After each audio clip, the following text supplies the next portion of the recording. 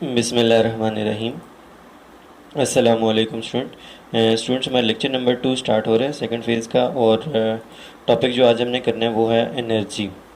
Previous topic हमने किया था वर्क से रिलेटेड, तो उसका मैं आपको एक ब्रीफ रिव्यू देता हूँ कि वर्क एक फ़िज़िकल क्वांटिटी है जिसको हम मेजर करते हैं।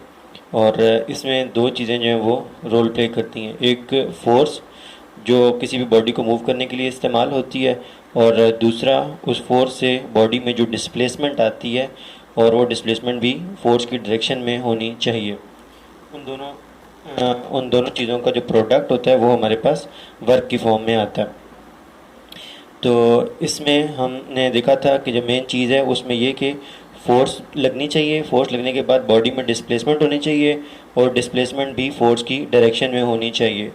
तो और लेट सपोज अगर आपके पास बॉडी डिस्प्लेस कर रही है और फोर्स जो है वो उसके साथ एग्जैक्टली उसकी डायरेक्शन में नहीं है, जिस डायरेक्शन में बॉडी डिस्प्लेस कर रही है फोर्स उस डायरेक्शन में नहीं है, तो फिर उस सूरत में आपके पास ये राय हल होता है कि फिर आप फोर्स को रिजॉल्व करते हैं और उसके एफ एक्स और एफ वाई वाले कंपोनेंट में। तो फिर आपको पता चलता है कि वो कंपोनेंट फोर्स का जो डिस्प्लेसमेंट की डायरेक्शन में निकलता है वो हमेशा एफ एक्स होता है। तो इसलिए जो आपके पास कंप्लीट फार्मूला बनता है वर्क का वो बनता है फिर W is equal to F X multiply by S, कि वो फोर्स का पार्ट जो हमेशा डिस्प्लेसमेंट की डायरेक्शन में रहता है वो आपका एफ एक्स होता है। तो इस तरीके से आपके पास जो है वो आपको एंगल थीटा पता होना चाहिए कि फ़ोर्स का डिस्प्लेसमेंट से क्या एंगल बन रहा है। अगर तो एंगल ना बन रहा हो, फोर्स डिस्प्लेसमेंट की डायरेक्शन में हो, तो फिर तो आपको कोई एंगल थीटा लगाने की ज़रूरत नहीं है। फिर आप डायरेक्ट यही फार्मूला यूज़ करते हैं W is equal to force into displacement, और आपके पास आंसर आ जाता है। लेकिन अगर एंगल थीटा बन रहा हो फोर्स का डिस्प्लेसमेंट के साथ, फोर्स एग्जैक्टली डिस्प्लेसमेंट की डायरेक्शन में ना हो, पैरेलल ना हो, तो फिर आपको ये वाला फार्मूला यूज़ करना होता है। तो और अगर फोर्स जो है वो डिस्प्लेसमेंट के परपेंडिकुलर हो, तो फिर आप जो है वो अगेन जो ये फार्मूला लगाएंगे W is equal to F S cos theta, और थीटा की जगह 90 लगाएंगे, तो पता चलेगा कि उस सूरत में वर्क निकलता ही नहीं है, मतलब जीरो आ जाता है। तो अभी तक हमारे दो क्वेश्चन हुए थे। एक था एक्सप्लेन वर्क, जिसके अंदर आपके पास आपको बताया गया था कि ये विद डायग्राम आपने सारी डिटेल के साथ ये टॉपिक लिखना है, यूनिट ऑफ वर्क भी लिखनी है। और फिर क्वेश्चन नंबर 2 आपका था ये मिनी एक्सरसाइज से रिलेटेड, ये मिनी एक्सरसाइज नंबर आपकी 1 थी, ये आपने कर लिया। फिर उसके बाद ये एग्जांपल आपको बोला था कि इसको कर लीजिएगा, होप से होगी, और अगर नहीं होती तो मैं आपको इसका शॉर्ट सा इंट्रोडक्शन दे देता हूँ कि आप इसको भी हैंडल कर सकें। कि एक गर्ल है जिसने एक बैग उठाया हुआ है 10 kg का, और वो उसको अप स्टेयर्स ऊपर लेके जा रही है। अब यहाँ से हमें पता है कि जब भी हम किसी चीज़ को उठा के रखते हैं तो हमें उसको उठाए रखने के लिए कितनी फोर्स देनी पड़ती है, जितना उस बॉडी का वेट होता है। वेट का formula W is equal to M G होता है। तो हम इजीली, जब मैथ दिया हुआ है तो हम वहाँ से उसका वेट फाइंड कर सकते हैं। जब वेट निकलेगा तो ऑब्वियसली वही उसकी फोर्स होगी। तो फिर उसके बाद आपके पास मतलब आपको फोर्स तो पता चल गई। तो दूसरी चीज़ जो आपको पता होनी चाहिए वो थी आपकी डिस्प्लेसमेंट, कि उसने बैग को कितना डिस्प्लेस किया।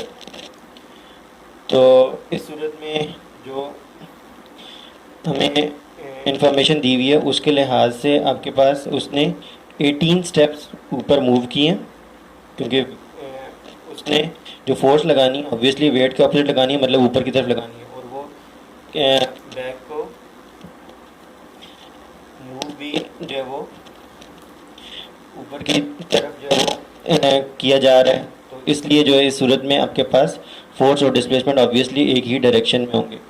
अब कितनी डिस्प्लेसमेंट हुई है वो आपके पास ये कि 18 स्टेप उसने ऊपर मूव किया है, और हर स्टेप 20 सेंटीमीटर का है। तो टोटल उसने कितनी डिस्प्लेसमेंट कवर की है, तो ऑब्वियसली आप 18 को 20 से मल्टीप्लाई करेंगे, तो टोटल जो उसने ऊपर की तरफ डिस्प्लेसमेंट कवर किया है बैग को, वो आपके पास कितना आ जाएगा, वो आ जाएगा 360 मीटर्स, 360 सेंटीमीटर।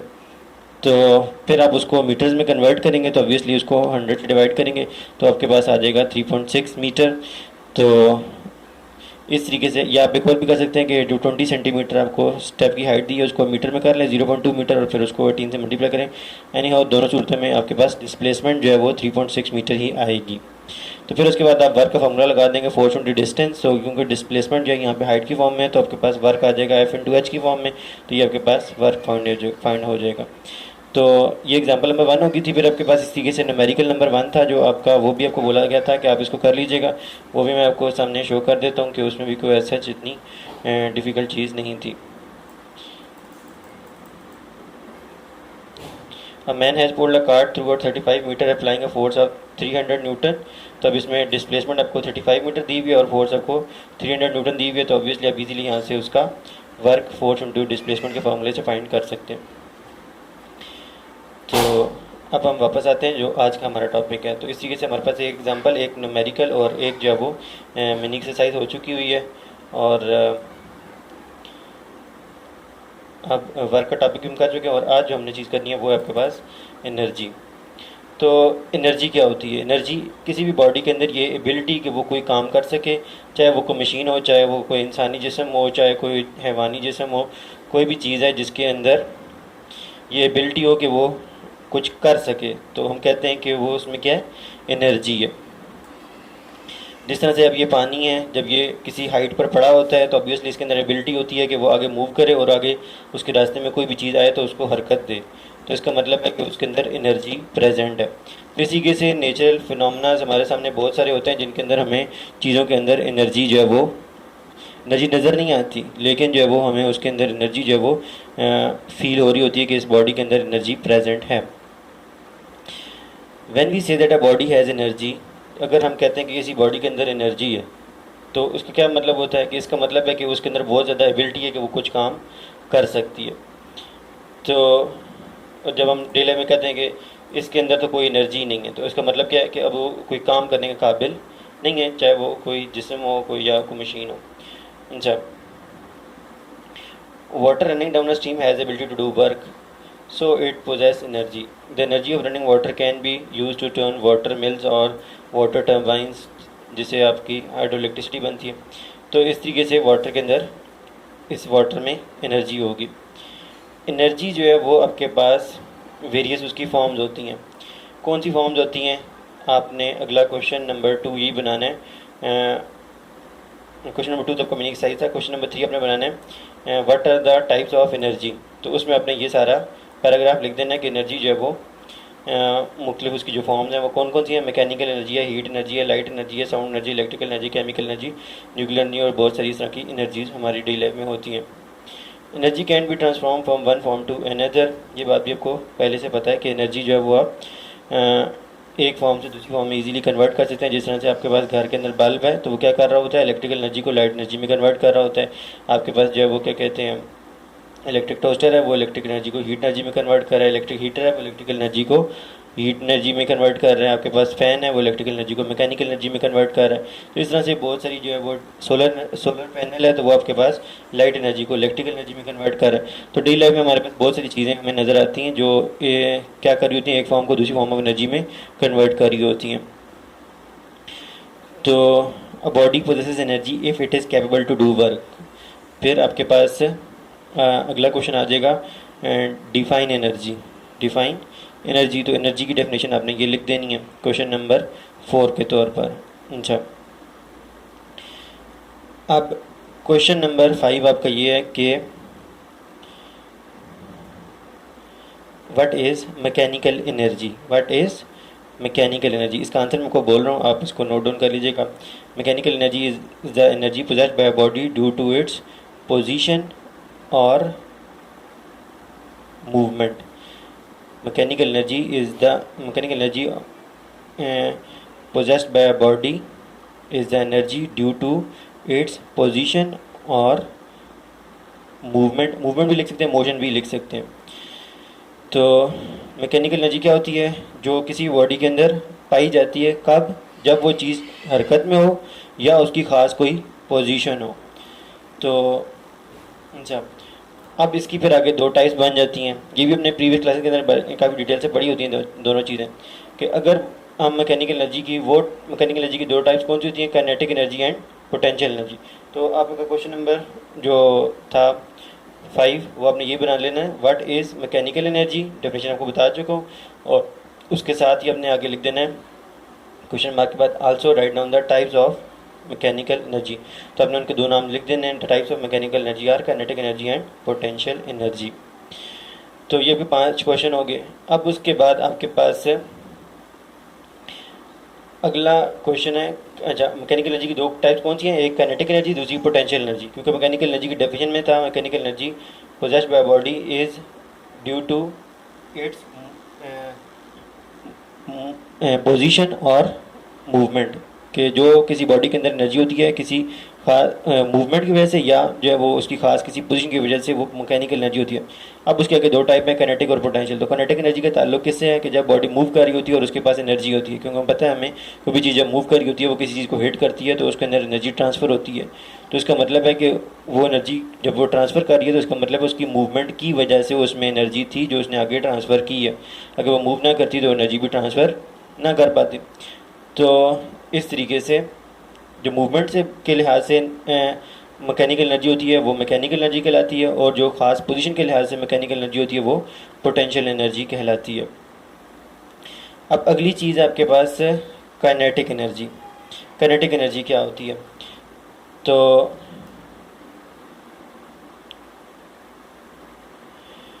जब ये आपको बताया कि जब भी कोई चीज़ मूव करती है तो उसके पास कौन सी एनर्जी होती है, kinetic energy. Moving air is called wind.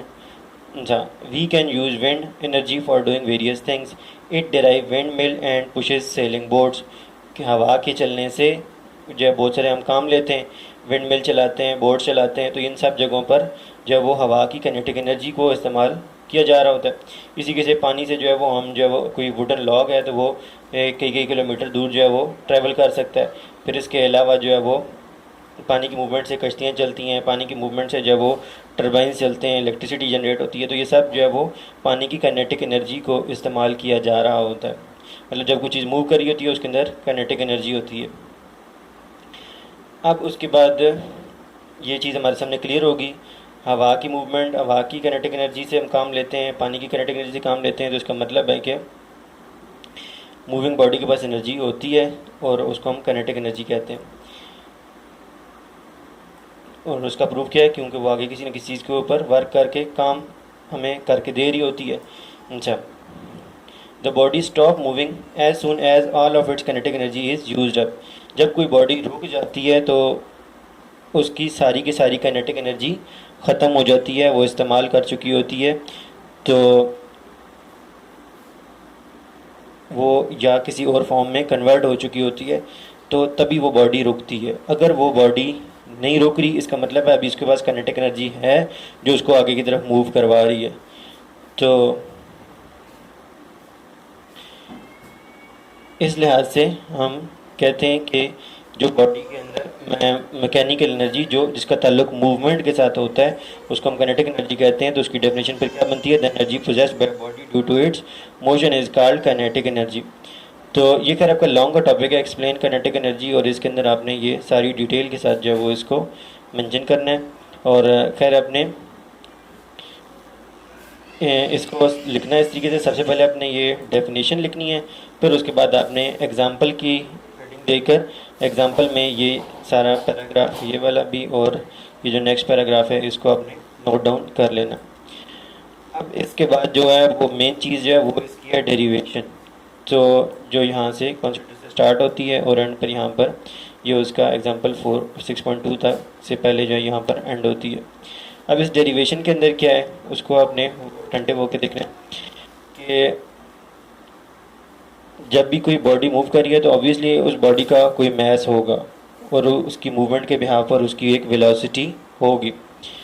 तो ये दो चीज़ें तो हमारे पास सामने कंफर्म है। हम इन्हीं दोनों चीज़ों को लेके चलते हैं कि कंसिडर करते हैं एक बॉडी है जिसका मैस कितना है, m है, और उसकी वेलोसिटी कितनी है, उसकी वेलोसिटी आपके पास v है। Consider a body of mass m moving with velocity v. The body stops after moving through some distance s. अच्छा, अब हमें पता है कि वो जब मूव कर रही है तो हमेशा हमेशा तो चलना नहीं है, उसने कुछ डिस्टेंस उसने मूव करना है और फिर उसके बाद उसने रुक जाना है। रुकना क्यों है, क्योंकि कोई ना कोई फोर्स को रोकेगी। वो कौन सी फोर्स होती है, force of friction. The body stop moving through some distance s due to some opposing force such as force of friction acting on it. क्योंकि उसके ऊपर फोर्स ऑफ फ्रिक्शन एक्ट हुई। तो ये थर्ड चीज़ हमारे पास आ गई, उसके डिस्टेंस का हमने तज़किरा करना है। फोर्थ चीज़ क्या है, the body possesses kinetic energy, जिसकी हमने डेरिवेशन करनी है, अब हम उसके बारे में बात करने लगे हुए हैं। तो जब बॉडी मूव कर रही थी रुकने से पहले, तो हमें पता है कि उसके अंदर कौन सी एनर्जी थी, काइनेटिक एनर्जी थी। The body possesses kinetic energy and is capable to do work against opposing force F until all of its kinetic energy is used up. वो जब तक वो रुकी नहीं, उस वक्त तक उसके पास काइनेटिक एनर्जी थी, वो काइनेटिक एनर्जी अपनी इस्तेमाल करती जा रही थी। किस लिए इस्तेमाल कर रही थी, इसलिए ताकि जो आगे से उसको फोर्स ऑफ फ्रिक्शन मिल रही है तो उसको वो अपोज करे। तो इस पर्पज़ के लिए वो जब तक वो अपनी सारी की सारी काइनेटिक एनर्जी इस्तेमाल नहीं कर देगी, तब तक वो उसकी बॉडी चलती रहेगी। और जब वो आगे से फोर्स ऑफ फ्रिक्शन को अपोज करने के लिए सारी की सारी अपनी काइनेटिक एनर्जी जब वो इस्तेमाल कर चुकेगी, तो फिर उसकी बॉडी वो जो है रुक जाएगी। अब जो मेन चीज़ है वो ये कि यहाँ पर हमने इसका फार्मूला बनाना है काइनेटिक एनर्जी का। तो वो किस तरह से होगा, तो वो आपको ऑलरेडी बताई थी चीज़ के एनर्जी और वर्क डन जो होता है वो इंटरचेंजेबल टर्म्स होती हैं। जहाँ पर एनर्जी की बात होती है वहाँ पे वर्क की भी बात की जा सकती है, वर्क की जगह पर एनर्जी की बात भी की जा सकती है। तो क्योंकि अगर आपने किसी बॉडी के अंदर एनर्जी स्टोर करनी है तो आपको वर्क करना पड़ेगा, और अगर आप किसी चीज़ के ऊपर वर्क करना चाहते हैं तो आपको बॉडी की एनर्जी इस्तेमाल करनी पड़ेगी। तो इस तरह से ये इंटर रिलेटेड टर्म्स होती हैं, इक्विवेलेंट टर्म्स होती हैं। बहरहाल यहाँ पर हम फार्मूला किसी से डिराइव करेंगे कि आपके पास उस बॉडी के अंदर कितनी काइनेटिक एनर्जी उसने इस्तेमाल की, जितना उसने वर्क किया, किस पर्पज़ के लिए, ताकि आगे से फोर्स ऑफ फ्रिक्शन को वो रोके। तो मतलब जितना उसने फोर्स ऑफ फ्रिक्शन को रोका है उतनी देर तक वो जो है वो अपनी एनर्जी इस्तेमाल करती रही है। तो उस मतलब जितना उसने फोर्स ऑफ फ्रिक्शन को रोकने के लिए वर्क करती रही है, उतना ही उसके अंदर एनर्जी थी। तो इसलिए हम काइनेटिक एनर्जी को निकालने के लिए वर्क को यूज़ करेंगे। वर्क का फार्मूला आपको पता है, फोर्स इनटू डिस्टेंस होता है। तो और वही फिर आप किसके इक्विवेलेंट होगा, काइनेटिक एनर्जी के। मतलब अगर हमें एफ और एस की वैल्यू पता चल जाए तो हमारे पास काइनेटिक एनर्जी का फार्मूला बन जाता है। अब हमने एफ कैसे लिखना है, एस की जगह पर क्या लिखना है, वो हमने बहुत गौर से चीज़ देखनी है। अच्छा, तो अब यहाँ पर हम अगर उसका रिलेशन देखें कि ऊपर सारा कुछ क्या हो रहा था, तो उसकी बॉडी की एक इनिशियल वेलोसिटी थी जिसको हमने वी लेट किया हुआ था। Consider a body of mass है, मूविंग वेलोसिटी वी। वो पहले वी वेलोसिटी से चल रही थी और बाद में वो क्या हो गई थी, the body stops. Final velocity से कितनी हो गई थी, ज़ीरो। फोर्स क्या होती है, F is equal to M में। तो एक्सेलरेशन की वैल्यू क्या निकलती है, A is equal to minus F over M. तो हमें इनिशियल वेलोसिटी पता चल गई, फाइनल वेलोसिटी पता चल गई, एक्सेलरेशन पता चल गई। तो अब यहाँ पर हम इसको पुट करेंगे किसके अंदर, थर्ड इक्वेशन के अंदर। एफ इंटू एस निकालने के लिए हम थर्ड इक्वेशन को यूज़ करेंगे। अच्छा, ऊपर हमने एस की बात तो नहीं की कि एस किसकी इक्विवेलेंट है, तो हम एस को एस से छोड़ देंगे, बाकी ए की जगह माइनस एफ ओवर एम लगा देंगे। इनिशियल वेलोसिटी की जगह पर वी आई और फाइनल वेलोसिटी की जगह वी है। हम फर्स्ट या सेकंड इक्वेशन क्यों नहीं यूज़ कर रहे हैं, क्योंकि उनमें टाइम आता है और टाइम के बारे में कोई डिस्कशन ऊपर पूरे पैराग्राफ में किसी भी जगह पर नहीं की और ना करने की ज़रूरत हमें पड़ रही थी। तो फर्स्ट और सेकंड दोनों में टाइम आता है, उसके अलावा जिसमें टाइम नहीं आता वो थर्ड है। और थर्ड में हम इजीली ये काम कर सकते हैं, ए की जगह पर माइनस एफ ओवर एम लग देंगे, एस एज रहेगा, वी एफ की जगह ज़ीरो आएगा और वी आई की जगह वी आएगा। और फिर यहाँ से हमारे पास एफ इंटू एस, हमने एफ इंटू एस निकाला था ना, काइनेटिक एनर्जी किसकी इक्विवेलेंट थी, एफ इंटू एस के। तो अब क्या होगा कि यहाँ पे कुछ स्टेप मिस है, ज़ीरो का स्केयर ज़ीरो हो जाएगा, फिर ये रह जाएगा माइनस वी स्केयर। और ये ध्यान रखिएगा ये माइनस ब्रैकेट के बाहर है, तो ऑब्वियसली इसको आप प्लस नहीं कर सकते कि ये ना हो कि स्केयर ले रहे थे पॉजिटिव हो गया। अब ये माइनस वहाँ के माइनस से कट जाएगा, तो फिर उसके बाद जो है वो आपके पास एफ इंटू एस यहीं पर रहेगा, और ये जो एम है वो जाकर ऊपर वी स्केयर के साथ मल्टीप्लाई हो जाएगा, क्योंकि एम यहाँ पर डिवाइड हो रहा है, वहाँ पर एम जाकर वी स्केयर से मल्टीप्लाई हो जाएगा। और टू जो यहाँ पर मल्टीप्लाई हो रहा है एफ इंटू एस के साथ, वो वहाँ पर जाकर 1/2 की फॉर्म में आ जाएगा। तो क्योंकि टू यहाँ मल्टीप्लाई तो वहाँ पर जाकर डिवाइड होगा, तो डिवाइड करने के लिए आप M V square over two भी लिख सकते हैं, और बेहतर तरीका यह है कि आप उसको बाहर करके लिख दें 1/2 एम वी स्केयर। तो ये एफ इंटू एस की वैल्यू निकली, और एफ इंटू एस क्या था, काइनेटिक एनर्जी। इसका मतलब है काइनेटिक एनर्जी का फार्मूला हमारे पास ये बन गया 1/2 mv²। तो जिसमें हम इजीली देख रहे हैं कि काइनेटिक एनर्जी दो ही चीज़ों पर सिर्फ डिपेंड करती है, एक बॉडी के मास पर और दूसरा उसकी वेलोसिटी पर। अगर ज़्यादा मास वाली चीज़ मूव कर रही है उसका मतलब उसमें काइनेटिक एनर्जी ज़्यादा है, क्योंकि हमें पता है कि ज़्यादा मास वाली चीज़ जब किसी के साथ हिट करती है तो उसको ज़्यादा एनर्जी इम्पार्ट करती है, ज़्यादा एनर्जी उसको आगे ट्रांसफ़र करती है। इस तरीके से जिसकी वेलोसिटी ज़्यादा होती है वो भी ज़्यादा एनर्जी ट्रांसफ़र करती है। तो लेकिन लेकिन लेकिन यहाँ पर जो बहुत इंपॉर्टेंट चीज़ है वो उसका आपने बहुत ध्यान रखना है। बोर्ड के एमसीक्यूज में इस तरह की चीज़ें आती हैं कि लेट सपोज अगर आप मैस डबल करेंगे तो काइनेटिक एनर्जी कितनी होगी, वो भी डबल हो जाएगी। अगर मैस को आप 3 टाइम्स कर देंगे, पहले मैस लेट सपोज 4 kg था, अब आपने 12 kg कर दिया, तो काइनेटिक एनर्जी कितनी हो जाएगी, 3 टाइम्स इंक्रीज़ हो जाएगी, क्योंकि उसके साथ डायरेक्टली ताल्लुक है ना। जो चीज़ न्यूमिनेटर में होती है उसके साथ ताल्लुक डायरेक्टली होता है। अब मैथ आपने 4 टाइम किया तो काइनेटिक एनर्जी भी 4 टाइम होगी। लेकिन लेकिन वेलोसिटी के साथ जो उसका ताल्लुक है काइनेटिक एनर्जी का, वो सिर्फ डायरेक्टली नहीं है बल्कि वेलोसिटी के स्क्वायर के साथ काइनेटिक एनर्जी डायरेक्टली प्रोपोर्शनल है। अब स्क्वायर का क्या मतलब कि लेट सपोज अगर आप वेलोसिटी 2 टाइम बढ़ाते हैं ना तो काइनेटिक एनर्जी 2 टाइम नहीं बढ़ेगी, काइनेटिक एनर्जी फिर 4 टाइम बढ़ेगी, वो 2 का स्क्वायर 4 होता है। इसी तरीके से अगर लेट सपोज आप वेलोसिटी 3 टाइम बढ़ाते हैं तो काइनेटिक एनर्जी आपकी 3 टाइम नहीं इंक्रीज़ होगी, काइनेटिक एनर्जी फिर 9 टाइम इंक्रीज़ होगी, क्योंकि काइनेटिक एनर्जी का वी के साथ ताल्लुक नहीं, वी के स्क्वायर के साथ ताल्लुक है। जितने टाइम आप वेलोसिटी इंक्रीज़ करेंगे उतने टाइम का स्क्वायर जो है वो इंक्रीज़ होकर काइनेटिक एनर्जी की फॉर्म में आपको इंक्रीज़ दिखाई देगा। अगर लेट सपोज आप 4 टाइम वेलोसिटी इंक्रीज़ करते हैं तो काइनेटिक एनर्जी 16 टाइम्स जो है वो इंक्रीज़ होगी। ये कॉन्सेप्ट आपके माइंड में बहुत क्लियर होना चाहिए। लेट सपोज ना काइनेटिक एनर्जी थी पहले 100 जूल, वेलोसिटी थी उस टाइम पे 4 मीटर पर सेकंड स्क्वायर। अब वेलोसिटी आपने 4 से इंक्रीज़ कर दी, कितनी लेंगे, 12। अब 4 से अगर आप 12 लेके जा रहे हैं तो कितने टाइम इंक्रीज़ कर रहे हैं, 12/4 करें तो आपके पास आ जाएगा 3। ये मैं बातें सिखा रहा हूँ, उनको अपने बार बार वीडियो को पॉज करके बैक करके तो दोबारा सुनना है ताकि आपको क्लियर हो कॉन्सेप्ट। काइनेटिक एनर्जी थी 100 जूल, वेलोसिटी थी 4 मीटर पर सेकंड। आपने वेलोसिटी को इंक्रीज़ किया और लेकर चले गए 12 मीटर पर सेकंड पर। अच्छा, कितनी वेलोसिटी इंक्रीज़ हुई, जो बाद की वेलोसिटी थी उसको ऊपर लिखें, पहले वाली वेलोसिटी को नीचे लिखें, 12/4, तो आपको पता चलेगा जी वेलोसिटी 3 टाइम इंक्रीज़ हुई है। तो अब काइनेटिक एनर्जी कितनी इंक्रीज़ होगी, 9 टाइम्स।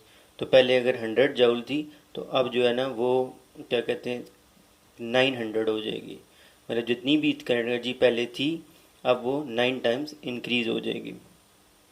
लेकिन लेट सपोज मैथ्स था आपके पास पहले जो है ना 8 kg, और मैथ्स आपने बाद में इंक्रीज़ करके ले गए 24 kg। अब मैथ्स कितने टाइम इंक्रीज़ हुआ, 24/8, 3 टाइम्स। तो अब काइनेटिक एनर्जी भी 3 टाइम इंक्रीज़ होगी, कि अगर पहले 8 kg के लिहाज से उसकी काइनेटिक एनर्जी थी ना 150, तो अब कितनी हो जाएगी, 450 जूल हो जाएगी। लेकिन वहाँ पर जो है वो वेलोसिटी में इस तरह से नहीं है। वेलोसिटी में अगर आपके पास काइनेटिक एनर्जी जो है और आप वेलोसिटी को 3 टाइम इंक्रीज़ करते हैं तो काइनेटिक एनर्जी 9 टाइम इंक्रीज़ होगी। ये बात आपने यहाँ पर ही कहीं पर अपनी बुक पे लिख लीजिएगा या किसी जगह पर, और उर्दू में बेहतर है साइड पे लिख लें।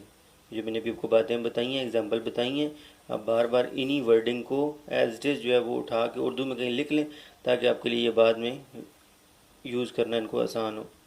अब ये एग्जांपल इसमें मैथ्स भी दिया हुआ है, वेलोसिटी भी दी हुई है, और ये यहाँ पर वी जो है ये मिस प्रिंट हुआ हुआ है, मिस प्रिंटिंग से लग गया, यहाँ पर ये वी नहीं है। तो इसमें मैथ्स भी दिया हुआ है, वेलोसिटी भी दी हुई है, और आपने काइनेटिक एनर्जी निकालनी है तो जस्ट आप वैल्यूज पुट करेंगे और आंसर आपका आ जाएगा। तो अब इससे रिलेटेड जो है जो आपके पास प्रॉब्लम है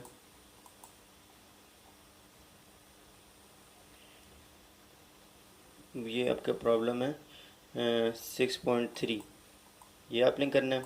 इसके अंदर आपको कार का वेट दिया हुआ है और स्पीड दी हुई है, वेलोसिटी दी हुई है मतलब, और काइनेटिक एनर्जी अपने फाइंड करनी है। तो काइनेटिक एनर्जी के फार्मूले में तो आप mv² मतलब मैस पुट करते हैं ना, तो आपको तो वेट दिया हुआ है, तो पहले आपने वेट से जो 12 किलो न्यूटन है पहले तो आप उसको न्यूटन में करेंगे, तो वो आपके पास आ जाएगा 12,000 न्यूटन। फिर आप वहाँ से उसको W = mg के फार्मूले से मैस निकाल लेंगे और मैस और वेलोसिटी को इस्तेमाल करके काइनेटिक एनर्जी निकाल लेंगे। तो इस तरीके से आपके पास ये 6.1 न्यूमेरिकल हो जाएगा, 6.3 न्यूमेरिकल हो जाएगा, और वहाँ से आपके पास जो है वो ये 2 एग्जांपल्स हो जाएंगी।